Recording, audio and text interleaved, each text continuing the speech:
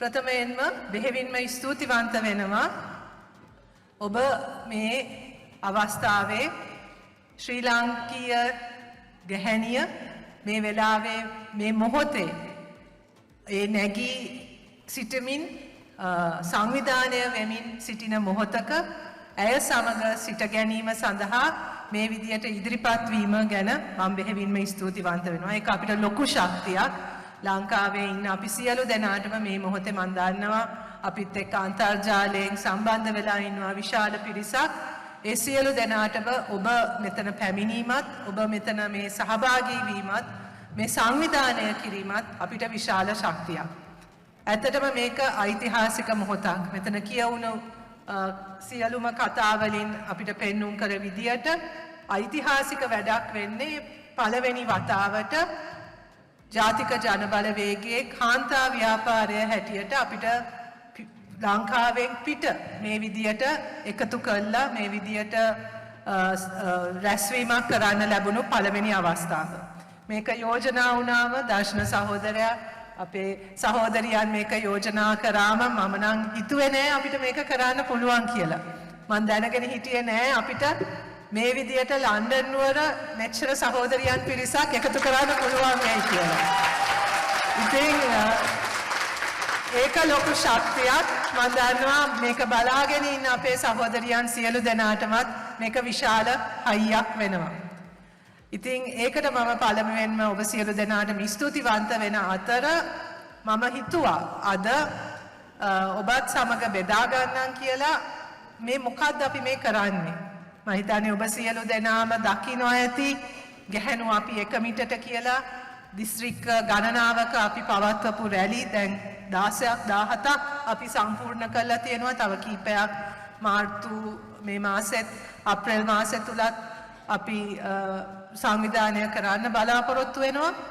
එතකොට ඔබ දකින ඒ රැලි ඔබ දකින ඒ උනන්දුව උද්‍යෝගය ඒ සියල්ල පිටුපස තියෙන කතාව ඔබත් සමග බෙදා ගන්න කියලා මට හිතුණා. මම හිතන්නේ ඒකත් ටිකක් සුවිශේෂී මොහොතක්.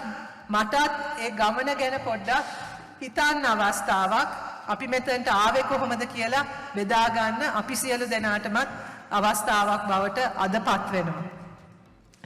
ඇත්තටම ඔබ දන්නවා අපි 2019 ජාතික ජනබලවේගය හැටියට පටන් ගන්නකොටත් අපි තමයි පළමු වතාවට ශ්‍රී ලංකා ඒ දේශපාලන අවකාශය තුල ජනාධිපතිවරණයකදී ජනාධිපතිවරණයකට සූදානම් වෙනකොට ස්ත්‍රී ප්‍රඥාප්තියක් ඉදිරිපත් කරා. 2019 සිද්ධ වුණේ අනුර සහෝදරයා අපි 2019 ජාතික ජනබලවේගයේ ජනාධිපති අපේක්ෂක හැටියට ඉදිරිපත් කරනකොට අපි කොළඹ මහජන පුස්තකාලයේ කාන්තා රැස්වීමක් තියලා ජාතික ජනබලවේගයේ ස්ත්‍රී ප්‍රඥාප්තිය ඔහුට ඉදිරිපත් කරා. අපේ ජනාධිපති අපේක්ෂකට ඉදිරිපත් කරා. පස්සේ ඔහු ඒක පිළිගත්තා, ඒක අනුමත කරා. ඒක තමයි 2019 ඉඳන් ජාතික ජනබලවේගයේ කාන්තා ප්‍රතිපත්තිය බවට පත් වුණේ. මට එතන එක අවස්ථාවක් මතකයි. අපි ඒ ප්‍රඥාප්තියේ දාලා තිබ්බ එක ඉල්ලීමක්. ඒ ඉල්ලීම තමයි මහමැතිවරණයේදී 50% නියෝජනය අපිට අවශ්‍යයි කියලා. ගැහැණු අපිට අවශ්‍යයි කියලා අපි ඒ ප්‍රඥාප්තියේ දැම්මා. 2020 එක දැම්මේ. මට මතකයි අනුර සහෝදරයා දැන් මේක අහගෙන ඉන්නවානේ අපි කියනවානේ එකින් එක මෙන්න මේවා තමයි අපේ ඉල්ලීම් කියලා. ඊට පස්සේ අනුර සහෝදරයාගේ අවස්ථාව ආවම ඒ කතාව කරන්න ඔහු කිව්වා හරි අපි එකඟයි. පස්සේ පිටිපස්ස හැරිලා අපි ඔක්කොමලා හිටිය 75ක් විතර කාන්තාවන් ස්ටේජ් එකේ. ඕගොල්ලෝ ඔක්කොම ලෑස්ති වෙන්න කිව්වා එහෙනම් ඉල්ලන්න. හරි. එතකොට ඒ වෙලාවේ අපි ඔක්කොලාගේ කටවල් ඇරුණා. අපි එහෙම එච්චර දුරදිග හිතුවේ නෑනේ. අපි ලොක්ක වගේ කිව්වට මේ අපිට 50% ඕනේ කියලා අපිට ඉල්ලන්න වෙයි කියලා අපි කවුරුවත් හිතුවේවත් නෑ. හැබැයි එතකොට තමයි අපිට යථාර්ථයක් තේරුනේ. ඇත්තටම එතන තමයි අපේ මේක ආරම්භ වුනේ. කියන තරම් ලේසි දෙයක් නෙවෙයි ගැහැණුව අපිට දේශපාලනය කරන එක. එතකොට අපි හිතන්න පටන් ගත්තා අපි මේ දේශපාලනිකව යම් කිසි විදියකට සහභාගී වන අපි මෙච්චර අකමැති නම් දේශපාලන කරන්නත් නියෝජිතයන් මහජන නියෝජිතයන් හැටියට ඉදිරිපත් වෙන්න අපි එච්චර අකමැති නම් කොහොමද අපි සමස්තයක් හැටියට මේක බලාපොරොත්තු වෙන්නේ සහ ඇයි ගැහැණු අපි මෙච්චර දේශපාලනය කරන්න අකමැති වෙන්නේ ඉදිරිපත් වීමටත් මෙච්චර අකමැති වෙන්නේ අපි පිටිපස්සේ ඉඳගෙන වැඩ කරන්න කිසිම ඒකට කිසිම අපි අකමැත්තක් නැහැ නේ ස්ටේජ් එක පිටිපස්සක ඉඳගෙන ඒව කරන්න ලියන වැඩ කරන්න සංවිධාන වැඩ කරන්න ඒව කරන්න අපි ඔක්කොමලා ඉදිරිපත් වුණා ස්ටේජ් එක ඉස්සරහට ඇවිල්ලා ස්ටේජ් එකට නැගලා කතා කරන්න ලයිස්තුවට නම දෙන්න එතකොට තමයි අපි ඔක්කොමලා පසුබහින්නේ අපි එතකොට තමයි අපි සාකච්ඡාවක් කිව්වේ අපි මේ ප්‍රඥාප්තිය දැම්ම වගේ නෙවෙයි දැන් මේක යථාර්ථයක් කරගන්න නම් එහෙනම් ගැහැණුන් දේශපාලනයට එකතු කිරීමේදී තියෙන බාධකත් හඳුනා ගන්න ඕනේ ඒකට තියෙන අකමැත්තත් ගැනත් අපි චුට්ටක් හිතන්න ඕනේ කියලා. ඇයි මේක කියලා. ඉතින් ඒ ක්‍රියාවලිය තුල තමයි සංවාදයක් සාකච්ඡාවක් තුල තමයි අපි මේ ගමන ආරම්භ කළේ. හරි මොකෝ මේ වෙනකොට ලංකාවේ හැම පක්ෂයක්ම වගේ කාන්තා නියෝජනය වැඩි කරන එක ගැන ප්‍රකාශ නිකුත් කළා තියෙනවා. පාර්ලිමේන්තුවේ අපි ඒක සාකච්ඡා කළා තියෙනවා. ජාත්‍යන්තර සම්මන්ත්‍රණවල අපි ඒකට එකඟ වෙලා තියෙනවා. නමුත් මේක යථාර්ථයක් කරගන්න එක ලේසිත් නෑ. සහ අපි කල්පනා කරේ ගැහැණුන් දේශපාලනයට එකතු කරන්න ඕනේ. ඇයි? මොකක්ද අපි මේකෙන් බලාපොරොත්තු වෙන්නේ? එතන තමයි අපිට තේරුනේ අපිට අවශ්‍ය නිකන් දේශපාලනයේදී ඔලුගෙඩි වලින් ගැහැණුන්ගේ ඔලුගෙඩි වලින් පුරවන්න නෙවෙයි. අපේ ඉස්සර කතාවක් අපි කතා කරපු දෙයක් තමයි අපිට මල් පෝච්චි නම් වෙන්න කිසිම උවමනාවක් නැහැ කියලා. ඒ කියන්නේ ස්ටේජ් එක ලස්සන තියෙන මල් පෝච්චි ටිකක් වගේ අපිව තියන්න නම් නෙවෙයි අපි දේශපාලනය කරන්න ඕනේ කියලා. අපිට දේශපාලනය කරන්න ඕනේ දේශපාලනය වෙනස් කරන්න. අපි හිතනවා මේ පවතින දේශපාලනය සමස්තයක් හැටියට ගත්තමත් ප්‍රචණ්ඩයි සමස්තයක් හැටියට ගත්තමත් අප්‍රසන්නයි විශේෂයෙන්ම ගැහැණු අපිට අතිශයින්ම අප්‍රසන්නයි. ඉතින් ඒ නිසා අපි දේශපාලනය කරනවා නම් අපි දේශපාලනය කරන්නේ සමා වෙන සහෝදරයෝ මම දන්නවා මෙතන ඉන්න සහෝදරයෝ එහෙම මේ ගොඩට වැටෙන්නේ නමුත් අර සම්ප්‍රදායික පිරිමි වගේ දේශපාලනය කරන්න නෙවෙයි අපි මේ ඉදිරිපත් වෙන්නේ. අපිට අවශ්‍ය ඒ දේශපාලන සංස්කෘතියත් වෙනස් කරන්න දේශපාලනයට අලුත් අර්ථයක් දෙන්න දේශපාලනය තුල වෙනසක් කරන්න. ඒ කියන්නේ නිකන් අර මේන්ස්ට්‍රීම් පොලිටික්ස් වල පැත්තක ඉන්න කණ්ඩායමක් නෙවෙයි අපි. අපිට අවශ්‍ය වුණේ මේකට ඇතුල් වෙලා මේ සමස්තය වෙනස් කළා මේ සමස්තය තුල අපි බලාපොරොත්තු වෙන සමාජ පරිවර්තනය වෙත යන එක තමයි අපේ පරමාර්ථය උනේ. එතකොට ඒක සඳහා අපි තෝරගත්ත දේශපාලන ව්‍යාපාරයේ මාලිමාව අතිශයින්ම සුදුසු එකක් බවට බව අපිට තේරුනේ සහ අපි ඒක තෝරගත්තේ මාලිමාව කියන දේශපාලන ව්‍යාපාරය ආරම්භ වෙන්නෙම සමාජ පරිවර්තනයක් වෙනුවෙන්. මේ පවතින ක්‍රමය තවදුරටත් ඇදගෙන යන්න නෙවෙයි. මේ පවතින ක්‍රමය ආරක්ෂා කරන්න නෙවෙයි. නිකං මැතිවරණ දේශපාලනයට ඇතුළත් වෙලා ඔලුගෙඩි මාරුවකින් ආණ්ඩු වෙනස් කරන්න නෙවෙයි. මාලිමාවේ දේශපාලන අරමුණත් සමාජ පරිවර්තනයක්. බරපතල සමාජ පරිවර්තනයක් වෙනුවෙන් පෙනී ඉන්න ව්‍යාපාරයක් හැටියට අපිට හිතුණා ගැහැණු අපිට සුදුසුම තැන ඒක තමයි කියලා. ඉතින් ඒ හරහා තමයි අපි ගමන ආරම්භ කරේ. ඒ සඳහා අපි 2021-22 විතර ඔබ දන්නවා අපි ජාතික ජනබලවේගය හැටියට ජනතා සහභාගීත්වය දේශපාලනයට ලබා ගැනීම සඳහා I will also be speaking in English. Bear with me for a few moments. My brain doesn't do very well when I have to switch between sentences. So what I thought I would do is speak first in Sinhalese and then speak in English. So bear with me.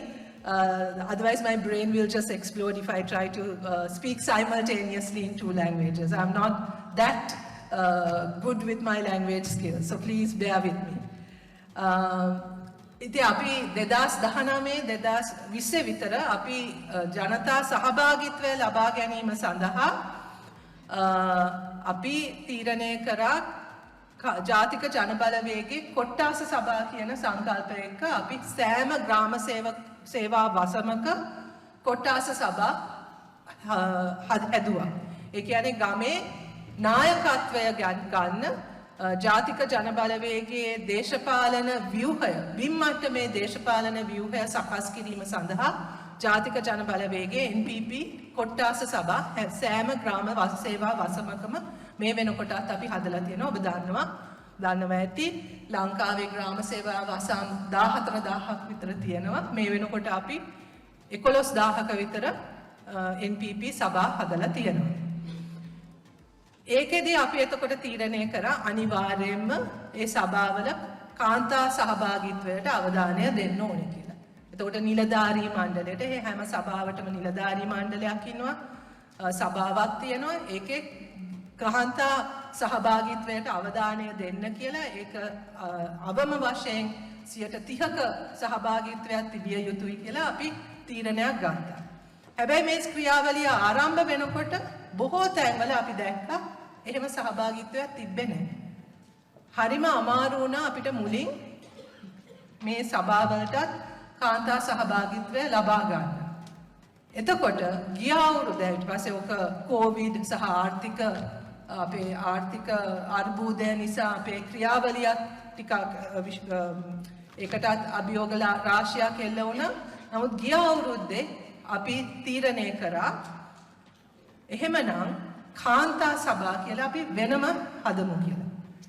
එතකොට තමයි අපිට තේරුනේ කාන්තා සභා කියලා අපි වෙනම කොට්ටාස සභාවලට ඇරෙන්න ගැහැණුන් විතරක් ඉන්න සභා හදන්න පටන් ගත්තම මෙන්න බලාගෙන යනකොට වසම් වලින් ගැහැණු හිතා ගන්න බැරි විදියට මේවට ඉදිරිපත් වෙන්න පටන් ගත්තා. එතකොට අපිට තේරුණා ඇත්තටම ලංකාවේ පළවෙනි වතාවට ගැහැණුන්ට ආරක්ෂිතව ගැහැණුන්ගේ නායකත්වය යටතේ දේශපාලන වේදිකාවක් හැදෙනකම් බලාගෙන හිටපු ගැහැණුන් බහුතරයක් හිටියා කියලා. ඒ අවස්ථාව දුන්නා විතරයි. ඒ අවස්ථාව ආවා විතරයි. ඒකෙන් ප්‍රයෝජනය ගන්න ගැහැණුන් පුදුම විදියට ඉදිරිපත් වුණේ. ඒක මම හිතන්නේ එකක් අපි ඒ අවස්ථාව දුන්නා. හැබැයි ඒ අවස්ථාව හැදුනේ හරි වෙලාවට. 2023 වෙනකොට ලංකාවේ ගැහැණිය මම හිතන්නේ ඔබ දන්නවා කොහොමදත් අපේ රටේ ගැහැණුන් වැඩ කරන විදිය. ඔවුන් රැකියාවලත්, ගෙවල්වලත් බර අදින්නේ අපේ රටේ ගැහැණුන් කිව්වොත් ඒක බොරු නෙවෙයි. අපේ රටේ ආර්ථිකය ගත්තත් අපේ රටේ ආර්ථිකය තුල ප්‍රධාන ශේත්‍ර මේ රටට අපේ ශ්‍රී ලංකාවට ඩොලර් හම්බ කරන ප්‍රධාන ශේත්‍ර ගණනාවක වැඩ කරන්නේ ගැහැණුන්. සෑම ශේත්‍රයකම ගැහැණුන් වැඩ කරනවා. නමුත් ඔවුන්ගේ ඒ දායකත්වයට නිසි ඇගීම ගෞරවයක් සමාජය තුළ ලැබිලා නැහැ. ඊට වඩා ප්‍රශ්නයක් තියෙනවා. ඒක තමයි අපි ඒක ගැන කතා කරනකොට තමයි අපිට තේරුනේ ඇත්තටම ලාංකික ස්ත්‍රිය ලාංකික ගැහැණියට ඒ පණිවිඩය මෙතෙක් කල් ලැබිලා තිබ්බේ නැහැ කියලා. ඒ තමයි අපි කතා කරන්න පටන් ගත්තේ ගැහැණු වැඩ ගැන. ගැහැණුන්ගේ වැඩ කියලා දේවල් තියෙනවානේ. මෙතනත් කතා වුණා අපි වැටුප් නොලබ කරන වැඩ ගැන. මෙතන එක තැනක කියවුණා ඒක තමයි අපේ නිකන් මොකද්ද? ඒක තමයි අපේ රෙස්පොන්සිබිලිටි එක අපේ නිකන් නේද? අපේ අනිවාර්යෙන් කළ යුතු වැඩ කොටසක් තියෙනවා. unpaid care work. වැටුප් නොලබා කරන සුරැකුම් වැඩ. හැබැයි අපේ රටේ මේ පහුගිය කාලය තුල ඒ වැටුප් නොලබා කරන සුරැකුම් වැඩ එක අනිවාර්යෙන් ගැහැණුම් කළ යුතුයි කියලා දෙයක්වත් නැහැ. ඒක මොකක්වත් ජීව විද්‍යාත්මක හේතුවක් නැහැනේ ඔය වැඩ ටික අනිවාර්යයෙන්ම ගැහැණුම් කළ යුතුයි කියලා. නමුත් සංස්කෘතිය තුල සමාජ ව්‍යුහයන් තුල ඒක ගැහැණුන්ට පැවරිලා තියෙනවා. හැබැයි ඒ වැඩ එන්න දුෂ්කර වෙලා තියෙනවා. එන්න පීඩාකාරී වෙලා තියෙනවා. මම හිතන්නේ මෙහි මම හිතනවා මෙහෙත් එච්චර ලේසි නෑ කියලා. නමුත් මෙහි ඊට වඩා සහයෝගයෙන් වැඩ කරනවා කියලා මම හිතනවා. නේද? නේද දර්ශන සහෝදරයා? හැබැයි ලංකාවේ විශේෂයෙන්ම මේ සමාජ ආර්ථික ක්‍රමය තුල අර සමාජ ආරක්ෂණය කියන දේවල් වලට තිබ්බ අවධානය එන්න ආණ්ඩු වලින් ඈත් වෙනකොට ඒ බර ක්‍රමානුකූලව ගැහැණිය ගෙදර ඉන්න ගෘහණිය ගෙදර ඉන්න මව ගෙදර ඉන්න ගැහැණියගේ වගකීමක් බවට පත් වුණා. උදාහරණයක් හැටියට අධ්‍යාපනයට දෙන අවධානය වැඩි වෙනකොට අපේ අධ්‍යාපන ක්‍රමය කඩා වැටෙනකොට අධ්‍යාපනයට තියෙන සම්පත් අඩු වෙනකොට කාටද ඒ බර වැටෙන්නේ? ගෙදර ඉන්න අම්මට. ගෙදර ඉන්න අම්මත් දැන් අපි අපේ දැන් මම ඉස්කෝලේ යන කාලේ මගේ අම්මා මාව පළවෙනි වසරට ගිහිලා ඉස්කෝලේ බාර දුන්නාන් පස්සේ ආයෙත් පැත්ත පළාතේ ආවේ නැහැ. ආයෙත් ඉස්කෝලේ එන්නේ නැහැ. හැබැයි අද එහෙම කරන්න බෑ. අද අම්මත් යන්න ඕනේ ඉස්කෝලේට. ඇයි? මොකද ඉස්කෝලේ තියෙනවා පාසල් සංවර්ධන කමිටුව කියලා දෙයක්. අනිවාර්යෙන් දෙමව්පියන් ඒකට සහභාගී වෙන්න ඕනේ. පාසල නඩත්තු කරන්න මුදල් එකතු කරන්න ඕනේ. දැන් ආණ්ඩුව ගෙවන්නේ ගුරුවරුන්ගේ පඩි විතරක් කියලා කිව්වොත් ඒක මම හිතන්නේ අතිශයෝක්තියක් නෙවෙයි. ලයිට් බිල, වතුර බිල, ඉස්කෝලේ පේන් කරන වැඩ, ඉස්කෝලේ නඩත්තුව මේ සියල්ලටම දෙමව්පියෝ සල්ලි එක්කව කරන්න ඕනේ. ඒක විතරක් නෙවෙයි. සිකියුරිටි වැඩ කරන්න දෙමව්පියෝ ඉදිරිපත් වෙන්න ඕනේ. මතකද එක කාලයක් සති දෙක තුනක් තිබ්බ අර අයිස් හොයන වැඩ එක වෙලාවට අපේ ආණ්ඩු කරනවනේ එක ඩ්‍රාමා. එක කාලයක් තිබ්බා ඉස්කෝලේ ළමයින්ගේ බෑග් වල අයිස් තියනවා කියලා. අයිස් කියන්නේ ඩ්‍රග් එකක්. හොඳද? not ice as in ice as you and I generally think about it, but it's some kind of substance, a drug. මේක නවත්තන අපේ රටේ තියෙනවා ලොකු drug abuse problem එකක් විශේෂයෙන්ම ළමයි අතර. මේකට අපේ ආණ්ඩුව ආපු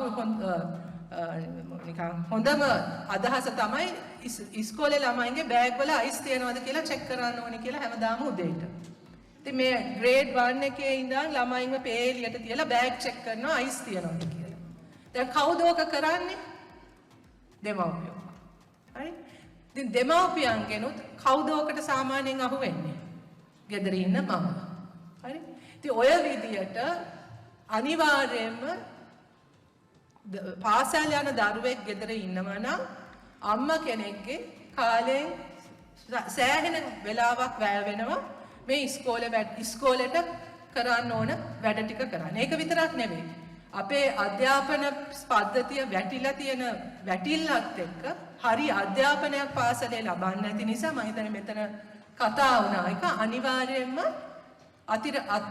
අතිරේක පන්ති වලට ගෙවලා යවන්නත් ඕන. ඉතින් ඒවට ගෙනියන්නේ කවුද? ගෙදර ඉන්න අම්මා. ඉතින් මම මේ කතා කරේ එක ශාස්ත්‍රයක් ගැන විතරයි. හැබැයි මේ ශාස්ත්‍ර ඔක්කොම අධ්‍යාපනය, සෞඛ්‍ය, සමාජ ආරක්ෂණය මේ සියලුම සිස්ටම්ස් අපේ පබ්ලික් ට්‍රාන්ස්පෝර්ට් ඉඳන් මේ සියලුම සිස්ටම්ස් කඩා වැටෙන්න අපේ රටේ පීඩාවට පත් වුණු ප්‍රධාන පුද්ගලයා ගැහැණිය බවට පත් වුණා. ආර්ථිකය කඩා වැටීම තුලත් ආර්ථිකය හිර වෙන්න පටන් ගත්තෙත් ගැහැණිය. එතකොට ශුද්‍ර මූල්‍ය ණය කියන එක හඳුන්වා දීලා අපේ රටේ තියෙන සංවර්ධන බැංකු ගැහැණුන්ට පිරිමීන්ට සියලු දෙනාටම මුදල් කියන්නේ පහසු ණය ලබා ගැනීමට තිබ්බ ක්‍රමවේද ඇහිරෙන්න පටන් ගත්තම ශුද්‍ර මූල්‍ය ණය කියලා predatory microfinance institutions ඇවිල්ලා අපේ විශේෂයෙන්ම ගම් පළාත්වල ගැහැණුන්ව ණය වලට හිර කරන්න පටන් ගත්තා. මේකත් එක්ක පුදුම හිංසනයකට පුදුම වදයකට මේ ගෑනුන්ට මුණ දෙන්න සිද්ධ වුණා. මේ ඔක්කොම තියෙන අතරේ යුද්ධ කෝලහල මේ සියල්ලම ඒ පීඩාවත් විශේෂයෙන්ම දරන්න සිද්ධ වෙලා තිබ්බේ ගැහැණුන්ට.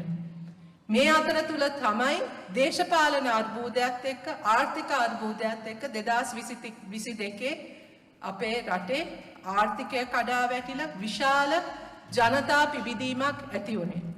අරගලය කියලා අපි ඒක අදටත් හඳුන්වනවා. ඒක අපි ගෝල් ෆේස් එකට සීමා කරන අරගලයක් නෙවෙයි. ඒක ඇත්තටම රට පුරාම තිබ්බ අරගලයක්. එතන හිටියත් නැතත් හදවතේ තිබ්බ අරගලයක්.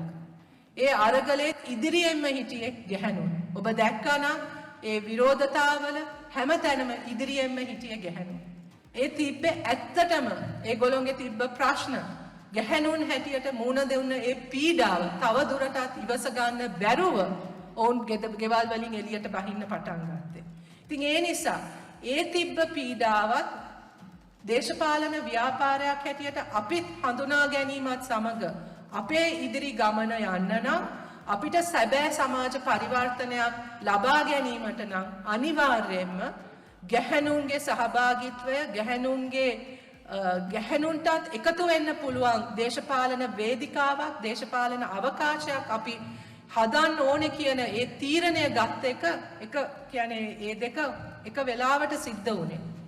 ඉතින් ඒ නිසා තමයි අපි හිතන්නේ අපි අර කාන්තා සභා කියන ඒවා හදන්න පටන් ගත්තම ඒවට එච්චට උනන්දුවෙන් ගැහැණුන් සම්බන්ධ වුණේ.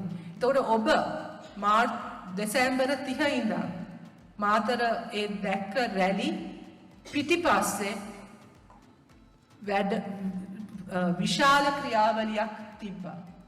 That was not just a spur of the moment, just an automatic thing that happened. Suddenly we didn't start having these district rallies. They were the result of months of hard work, where women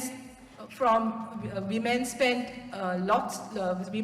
so much energy organizing, going door to door, canvassing, talking, discussing, having small group meetings, talking about the issues and talking about how best to challenge the system and how best to get involved in politics.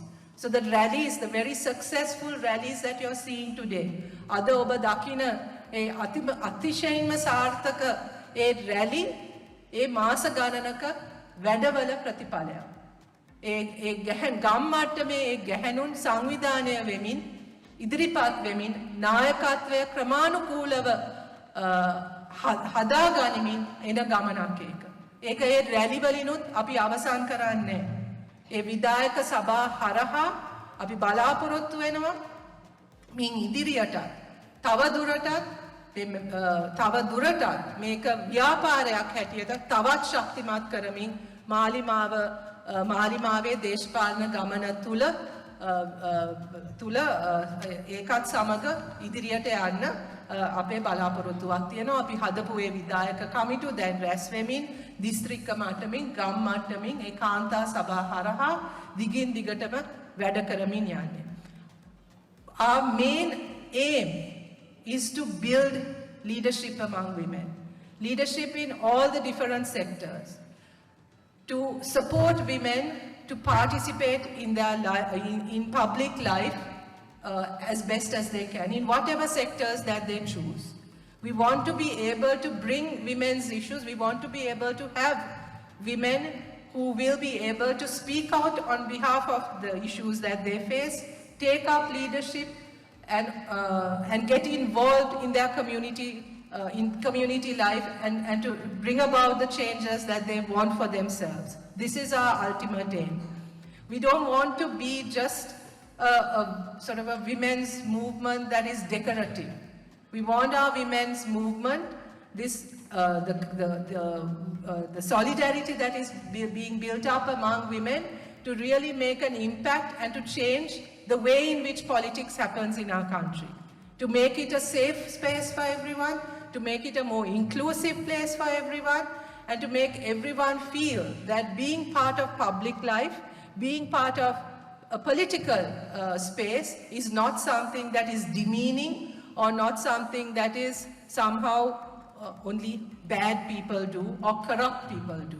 This is the change that we want to bring, and this is, I think, what is happening today in Sri Lanka is a real, is actually really significant in that it is beginning to, the way, especially the way that women have come forward, and especially the way that women have been participating in these events, have, I think, shaken the political establishment like no other movement has done before. ඒගොල්ලෝ කවදාකවත් හිතුවේ නෑ මේ ලංකාවේ ගැහැණු මේ විදියට ඉදිරිපත් වෙලා මේ විදියට ඒ නායකත්වයට පණිවිඩයක් එවන්න තරම් ශක්තිමත්ව එකතු වෙන්න පුළුවන් කියලා කවුරුවත් හිතපො නැති දෙයක්.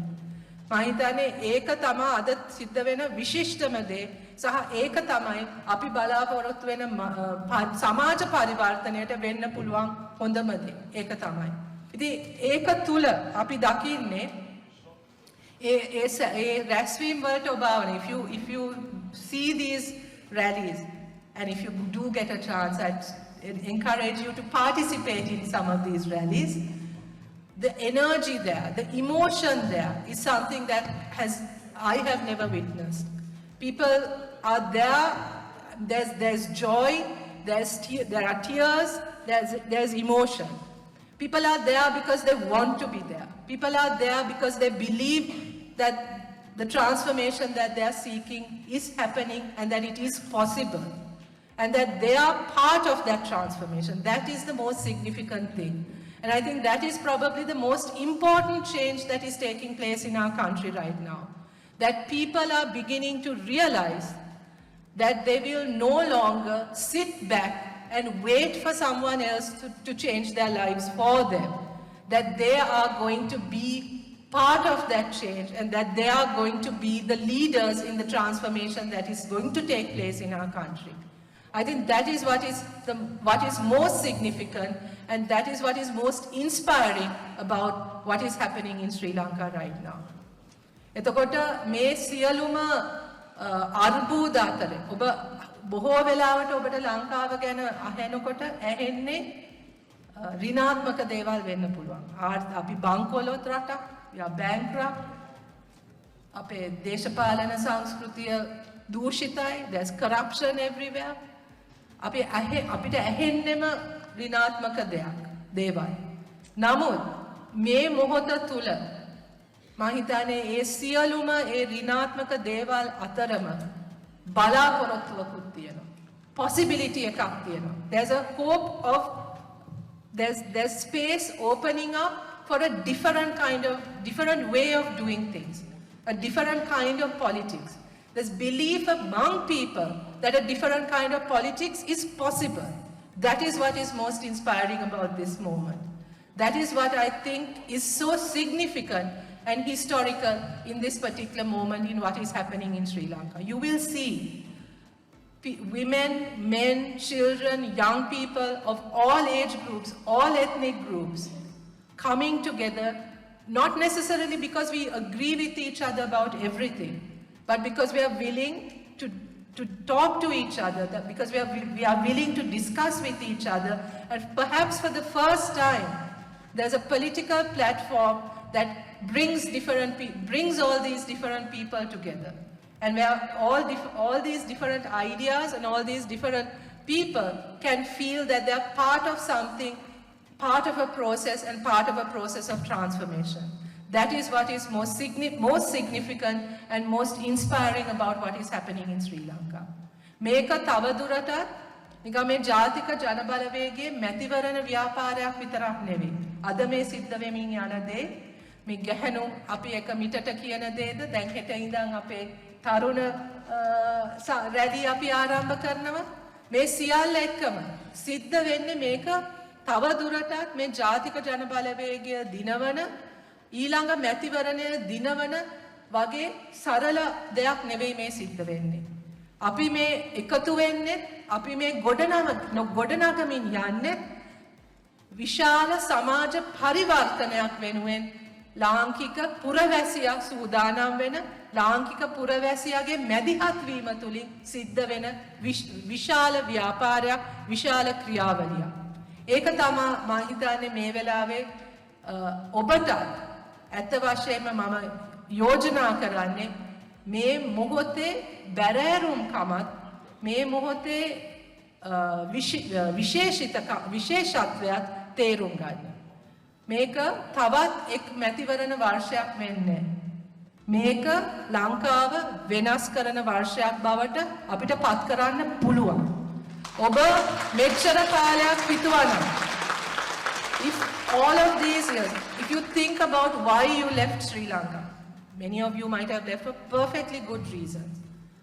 But I think the very fact that you are here today suggests that you have some connection still with Sri Lanka. You still feel a sense of belonging to Sri Lanka. You still have some nostalgia about Sri Lanka. Despite all the awful things that might have happened to you in that country, especially as members of the Tamil and Muslim community in Sri Lanka, I think many of you would have felt that you do not belong, that you are always treated as a second-class citizen, as the other in every way. Despite all of that, you are here today because you still feel some sense of belonging with Sri Lanka. Right? And if you, at any point in your life, I can't remember which of our speakers, but one of you, I think Tushara, you spoke about a daydream, about a dream that you have for the kind of country you would like Sri Lanka to be. I honestly feel that this is a time when we can all make that daydream a reality. But it's not an easy task. It is not something that will happen with one election.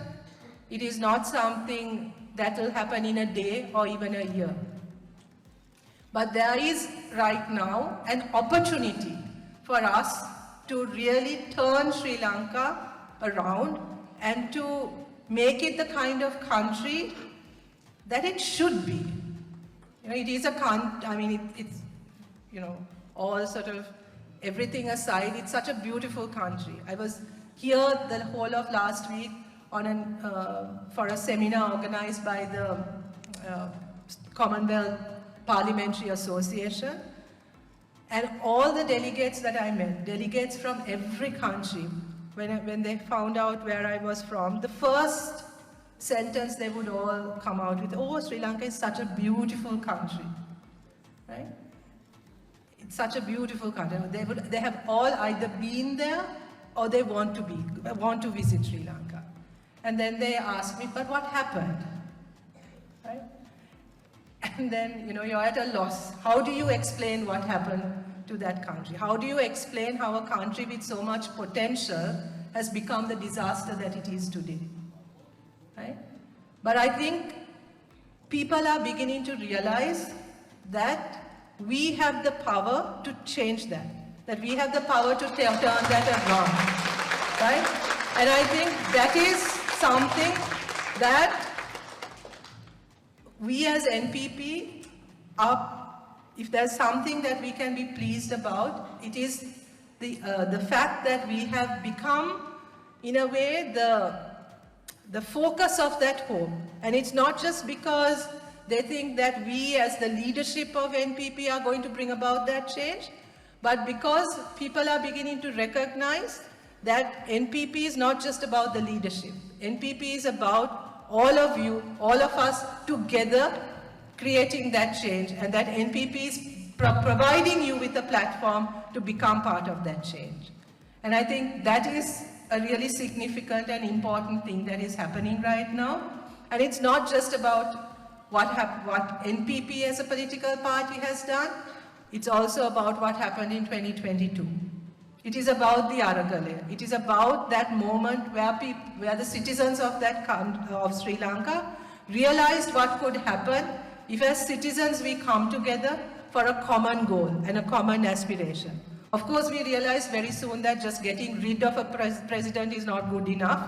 We need to have We need to have a plan to do what happens when the president actually resigns or we get rid of the president. We need to make sure that we are in charge of the next phase of the reform as well, right?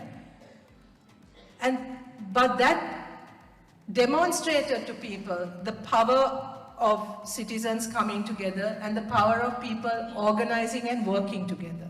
And that's a lesson that I don't think any one of us has forgotten.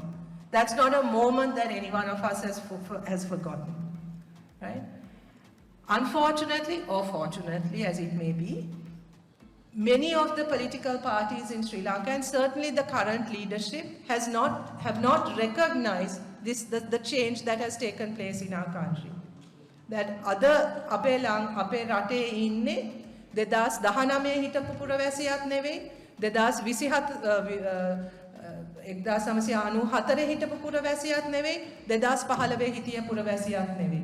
අද ඉන්නේ වෙනස් වෙච්ච තමන්ගේ බලය පිළිබඳවත් තමන්ගේ අයිතිවාසිකම් පිළිබඳවත් යම්කිසි විදියකට අවදි වෙච්ච පුරවැසියෙක් ඉන්නේ. තව දුරටත් ඔවුන් මේ දූෂිත දේශපාලනය ක්‍රමය පුරවැසියන්ව පාවිච්චි කරන බලයට එන්න දේශපාලනය කළා දේශපාලනය හරහා ජනතාව සූරාකන ඒ දේශපාලන සංස්කෘතිය බාර ගන්න සූදානම් පුරවැසියෙක් නෙවෙයි අද තවදුරටත් ඉන්නේ වෙනස් වෙච්ච පුරවැසියෙක්.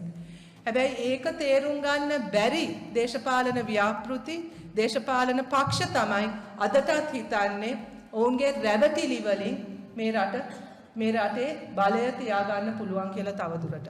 So you will see the same old things happening all over again. One political party distributes 10 kilos of rice. The next political party the next day says, no, we are going to distribute 20 kilos of rice. These are their solutions to the problems of the country, right? That is the extent to which they have reduced how they are going to resolve or address it, and that is the level of respect that they have for the people of the country.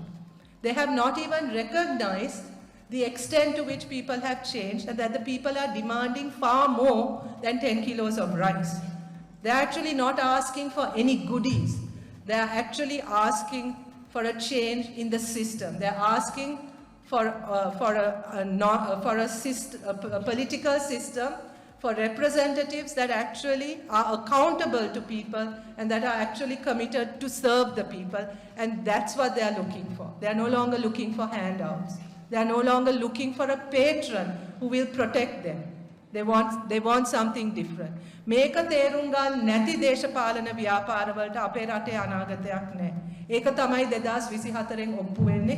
2024 මැතිවරණයේදී අපි හිතනවා අර පැරණි දූෂිත ඒ දේශපාලන නායකත්වයටත් දේශපාලන සංස්කෘතියටත් ශක්තිමත් පණිවිඩයක් දෙන්න මිනිස්සු ලෑස්ති වෙලා ඉන්නේ ජනතාව ලෑස්ති වෙලා ඉන්නේ අපි ඒ බලාපොරොත්තු වෙන ඒ වෙනස වෙනුවෙන් අවශ්‍ය බලය ලබා ගැනීමේ පළවෙනි පියවර 2024 තුල ලබා ගන්න පුළුවන් කියලා අපි විශ්වාස කරනවා. ඉතින් ඒ නිසා අපි ඔබ සියලු දෙනාටමත් ආරාධනා කරන්නේ මේ මොහොත අතාරින්න එපා. Don't let this moment pass. I have met people who have traveled far and wide to come for our rallies and who participate in those rallies because of the expectation that they have and because of the trust they have that this time something different will happen. My request to all of you is also, please be part of that transformation. We no longer want, we are not, as women, especially as women in Sri Lanka, I think many of you have looked upon us more or less with pity, as victims always. People who need charity, right? But I think this time we are not prepared to be victims anymore. We want to be in control of our own destiny, especially as women. I think we want to put an end to that era of where our 52% of votes have led to, have formed governments, our votes are actually what produce governance and produce leaders, only to have them turn their backs on us the minute they come to power. And I think that is what, for the first time, we have decided that we are not going to put up with that anymore, that we are not going to just let ourselves be used and discarded like what usually happens. We want to be part of creating our own destiny, and we want to be part of the change that is happening in Sri Lanka. ඉතින් මම ඔබ සියලු දෙනාටමත් ආරාධනා කරන්නේ, ඔබ සියලු දෙනාටමත් ඉල්ලා සිටින්නේ මේ මොහොත ලංකාවේ තවත් එක් මොහොතක් ලෙස දකින්න එපා, තවත් එක් මැතිවරණයක් කියලා බලන්නත් එපා. මතු පිට සිද්ධ වෙන දේ විතරක් නෙවෙයි, මේ සමාජ පරිවර්තනය වෙනුවෙන් ඔබත් දායක වෙන්න. අපිට අවශ්‍යයි එතකොට මේක මේ ආර්ථික අර්බුදයක් පමණක් හෝ දේශපාලන අර්බුදයක් පමණක් හැටියට දකින්න නෙවෙයි. මේක මේ රටක් අලුත් මගකට ගන්න යන ව්‍යාපාරයක්. අලුත් මගකට හරවන්න හැරවීමට සියලු දෙනාම එකතු විය යුතු මොහොතක්. ඒක මේ ආර්ථික අර්බුදයක් විසඳන එක තරම් සරලත් නෑ. අධ්‍යාපන ප්‍රතිපත්තියක් ලස්සනට හදන එක තරම් සරලත් නෑ. සෞඛ්‍ය ප්‍රතිපත්තියක් හදන එක තරම් සරලත් නෑ. ඊට එහා ගිය ඒ ප්‍රතිපත්ති ක්‍රියාත්මක කරන්න පුළුවන් සමාජයක් හදන ව්‍යාපාරයක්. අන්න ඒ වෙනුවෙන් මම හිතන්නේ ඔබ සියලු දෙනාටම දායක වෙන්න පුළුවන්. ඔබ සියලු දෙනාටම වචනයකින් හරි එම පරිවර්තනය වෙනුවෙන් පෙනී ඉන්න පුළුවන්. You can defend that transformation, you can protect that transformation, and you can actually reflect that transformation that you want to see in the country. This requires for us to think differently, to redesign what we want from our country, in fact to reimagine what we want from our country. For far too long we have been satisfied in our separate groups, in our little silos. We remain in our little groups without talking to each other, without really understanding each other, thinking that we are the best and we know the best for everyone else. This is the moment for us to come out of that mentality, to actually reach out to each other, to actually listen to each other, and to find the solutions from within ourselves and from that dialogue that we have between ourselves. And that is what women in Sri Lanka are doing today. And that is what Gahanu Api Ekamitata is all about. It is about women talking to each other, women being heard, women being respected, women being listened to, and women taking charge of their own destinies. And that is the vision we have for the country as well. That is what we want for Sri Lanka to become. A place, a kinder place, a place that is willing to hear each other, a place that is willing to be more inclusive, to actually reflect on the kinds of values that we want for our country. Not just about the GDP and the interest rate and the employment ratio, important as they are. There are other things that are more important. That is about the way in which we as humans relate to each other, the way as humans we interact with each other. And there's a lot of healing that our country needs to go through, a lot of recovery, a lot of memories that we need to come to terms with, a lot of violence that we need to come to terms with. We have to be able to talk to each other about this. We need to be able to listen to each other about this, even about the most difficult of topics, and be willing to move forward and willing to look at some of the ways in which we have been doing things differently. අන්න ඒකට අවස්ථාවක් ඇවිල්ලා තියෙන නිසා අපි ඔබ මම හිතන්නේ ලංකාවෙන් ඉතාමත්ම දුරින් හිටියත් physically ඔබ ඉතාමත්ම දුරින් හිටියත් මේ සිද්ධ වෙන පරිවර්තනයට ඔබට සහභාගී වෙන්න පුළුවන්. ඒ සහභාගී වීමට අවශ්‍ය වෙන්නේ ඔබේ your sounds very sort of religious to say this, but what we need is your spiritual backing in a way. Right? We need you to support us. We need you to back us. And we need you to defend us. Right? Because this change is not going to be easy. There will be a small elite group that will do everything in their power to stop this change from happening, because they have been in control of what has happened in our country for so long, and they're not going to give up easily.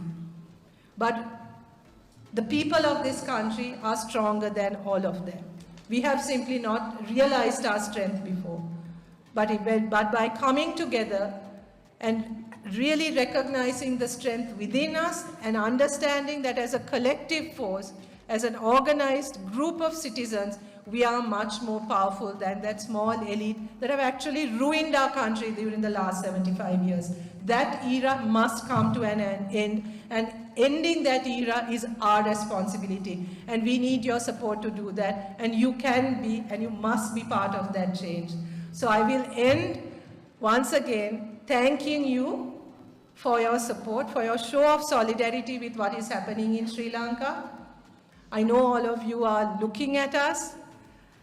I urge you to now be part of that transformation in whatever way you can, whether it's by a word, whether it's by a post on your social media, whether it's by a phone call, whether it's by some measure of support, whether it's what you do here in your own country in reaching out to the Sri Lankan community and bringing the Sri Lankan community here, the diaspora here together in support of what is happening in Sri Lanka. I really urge you all to reach out to each other in this group, within the Sri Lankan diaspora, and to show and to continue to show your solidarity and your support for what is going on. We really appreciate that.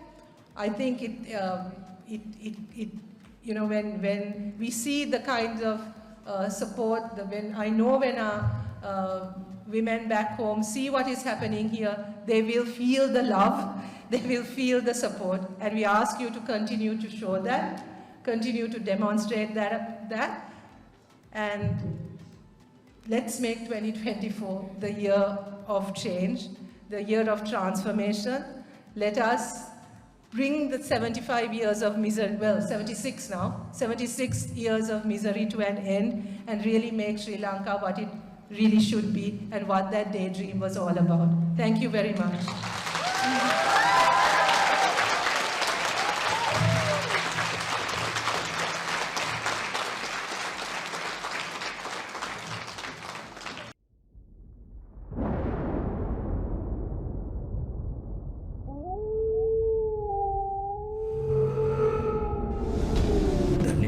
රිපෝටර් වාරණයෙන් තොර අපක්ෂපාතී වාර්තාකරණය